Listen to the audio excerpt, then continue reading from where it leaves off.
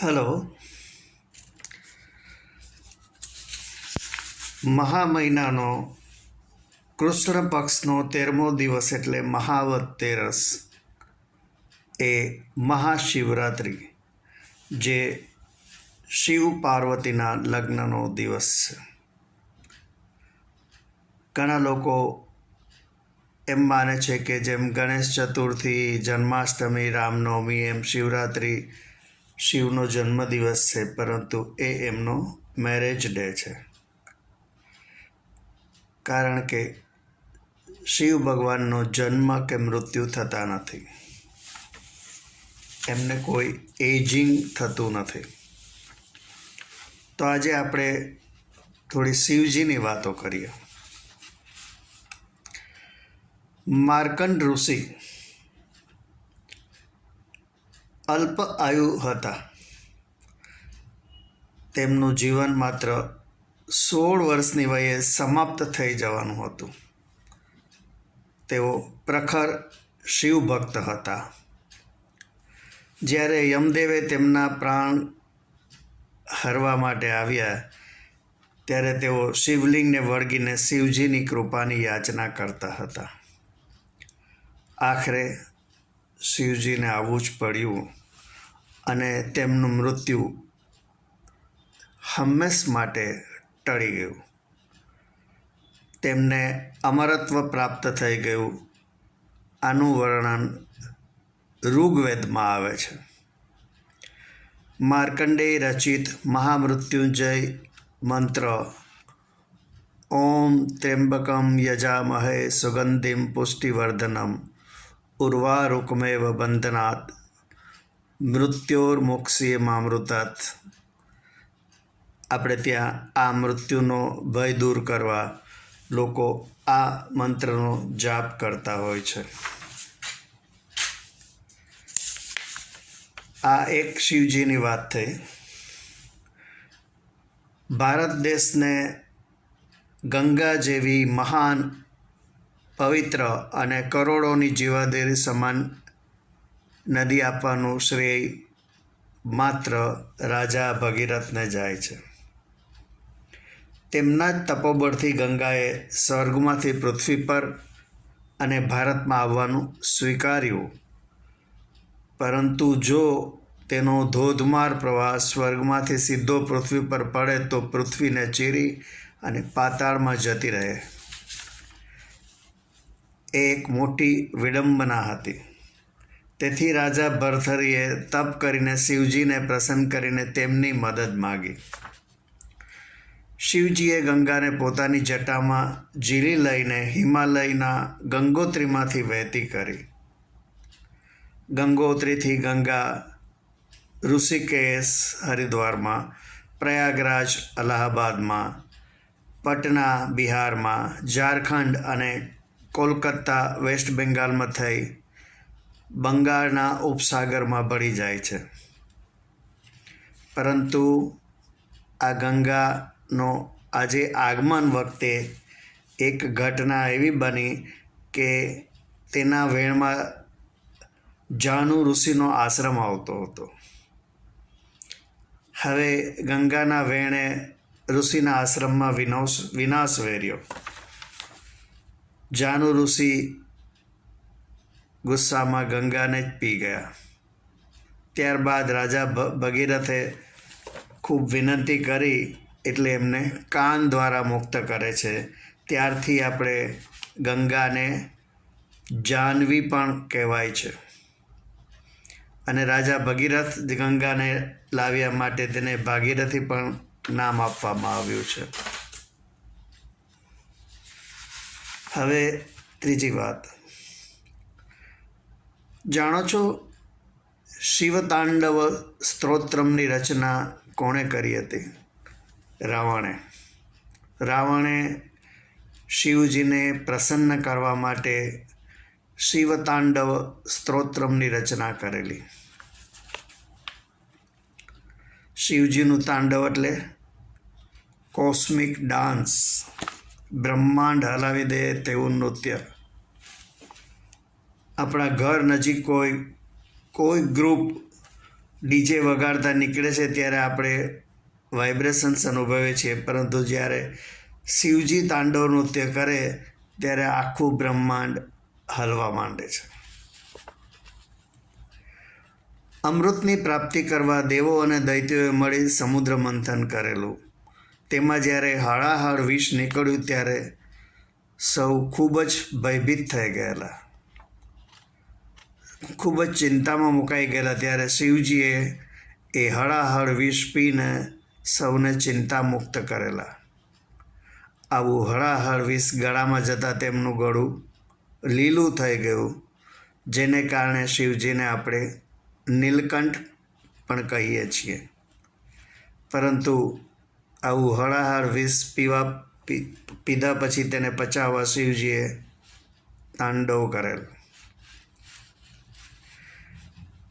બ્રહ્માના પુત્ર દક્ષ અને તેમની પત્ની પ્રસૂતિની એક પુત્રી હતી સતી. તે શિવજીના પ્રેમમાં પડી હતી, પરંતુ દક્ષ શિવજીને ધિક્કારતા હતા. દક્ષને ટુકડા વસ્ત્રોમાં ગળામાં નાગ લટકાવી કૈલાસ પર્વત પર એક પથ્થરની શિલા પર બેસીને ધ્યાન ધરતા શિવ અને જેમની આસપાસ ભૂત પિશાચ રાક્ષસો રહેતા હોય તેવા શિવને પોતાની પુત્રી માટે જરા પણ લાયક ગણતા નહોતા. દક્ષે સતીનો સ્વયંવર રાખ્યો, જેમાં શિવજીને આમંત્રણ અપાયું નહોતું. ઉપરાંત શિવજીને અપમાનિત કરવા દક્ષે પ્રવેશદ્વાર પર શિવજીનું પૂતળું એક દરવાન માફક રાખેલું. સતી જ્યારે હાર લઈને પ્રવેશે છે ત્યારે તે હાર કોઈના ગળામાં પહેરાવાને બદલે હવામાં ફેંકે છે, અને એ ફેંકાયેલો હાર શિવજીના પૂતળામાં ને પહેરાઈ જાય છે, અને ત્યાં એકાએક પૂતળામાંથી શિવ પ્રગટ થાય છે. આમ દક્ષે ઘણો અણગમો હોવા છતાં શિવજીને જમાઈ બનાવવા પડ્યા. હવે હિમાચ્છાદિત કૈલાસ પર્વત પર જ્યાં શિવજી બિરાજતા હતા ત્યાં વરઘોડા માટે ઘોડો તો ક્યાંથી મળે, પરંતુ શિવજી પાસે પોતાનું વાહન હતું નંદી. તેઓ લગ્ન કરવા નંદી પર સવાર થઈ જાન લઈને આવ્યા. જાનૈયાઓમાં રાક્ષસો, ભૂતો, પિશાચ, જંગલી પ્રાણીઓ વગેરે હતા.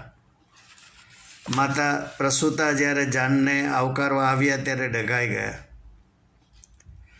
શિવજીને જ્યારે કહેવામાં આવ્યું કે જેણે આટલી સુંદર પુત્રીનું કન્યાદાન તમને કરવાનું છે તે સાસુજીને તમે પણ તમને અતિ પ્રિય હોય એવી કોઈ વસ્તુ ભેટમાં આપો.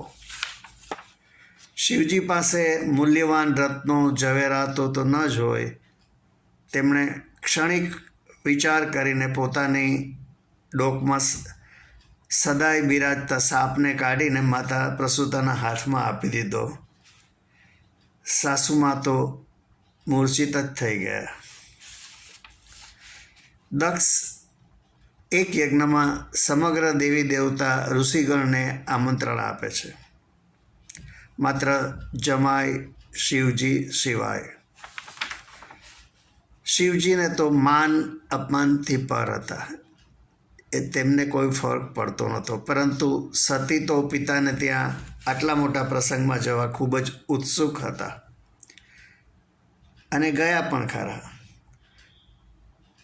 પરંતુ ત્યાં જઈને તેમણે માત્ર પોતાના સ્વામી સિવાય સૌ કોઈની ઉપસ્થિતિ જોતા તેમને ખૂબ જ દુઃખ થયું. તે ખૂબ જ વ્યથિત થઈ ગયા અને સંતાપ સહન ન થતાં પોતે જ યજ્ઞના અગ્નિકુંડમાં પ્રવેશ્યા અને અગ્નિની શિખાઓમાં તેમણે પ્રાણ ત્યાગ્યા. પોતાની પત્નીના આ પ્રકારના દેહત્યાગથી શિવજી ખૂબ જ કોપાયમાન થયા અને તેમણે જે તાંડવ નૃત્ય કર્યું તેને આપણે રુદ્ર તાંડવ કહીએ છીએ. ત્યારબાદ સતીનો બીજો અવતાર હતો પાર્વતીનો, અને શિવ પાર્વતીના વિવાહ થયા. એક વખત કામદેવ મોહિની રૂપ ધારણ કરી ધ્યાનમગ્ન શિવજીનું ધ્યાન ભંગ કરે છે. પોતાના ધ્યાનમાં ખલેલ પહોંચાડનાર ઉપર શિવજીનું ત્રીજું નેત્ર ખોલતા કામદેવ ભસ્મ થઈ જાય છે. ત્યારે વ્યથિત કામદેવની પત્ની રતિ પાર્વતીજીને નિસંતાનપણાનો શ્રાપ આપે છે. ઘણી વખત અસુરો જે શિવ ભક્ત હતા તેઓ પ્રબળ તપ કરી શિવજીને પ્રસન્ન કરી ગમે તેવા વરદાન માંગી લેતા અને ભોલેનાથ મહાદેવ આપી પણ દેતા. ત્યારબાદ દેવતાઓ તેમને પરાસ્ત કરી શકતા નહોતા અને ઘણી વિડંબણાઓ પેદા થતી હતી. પરંતુ આ તો ભોલેનાથ છે, રીઝી પણ જાય અને કોપાયમાન પણ થઈ જાય. પાર્વતીજીએ જોયું કે હંમેશા શિવજી ધ્યાનમાં જ બેઠા હોય છે.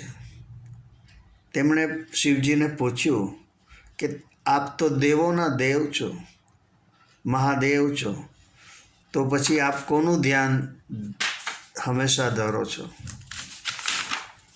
શિવજીએ જવાબ આપ્યો કે નારાયણ વિષ્ણુનો. મને લાગે છે કે ધ્યાન દરમિયાનમાં તેઓ વિષ્ણુ સાથે ઓનલાઈન ચેટ કરતા હશે, કારણ કે નિત્ય નવા પ્રશ્નો ઊભા થતા હોય ત્યારે ટ્રબલ શૂટિંગ હંમેશા કરવું પડતું હશે. આપણા યજુર્વેદમાં શિવજીની પ્રશસ્તિ કરતી એક સ્તુતિ છે, કર્પૂર ગૌરવમ કરુણાવતારમ સંસાર સારમ. એટલે કે જેનો વર્ણ કપૂર જેવો સફેદ છે. આ સ્તુતિ આપણે ત્યાં હંમેશા ગવાય છે. આપને જો મારી આ શિવકથા ગમી હોય તો લાઈક કરી આપના ગ્રુપમાં શેર કરજો અને મારી ચેનલને સબસ્ક્રાઈબ કરજો. ઓમ નમઃ શિવાય.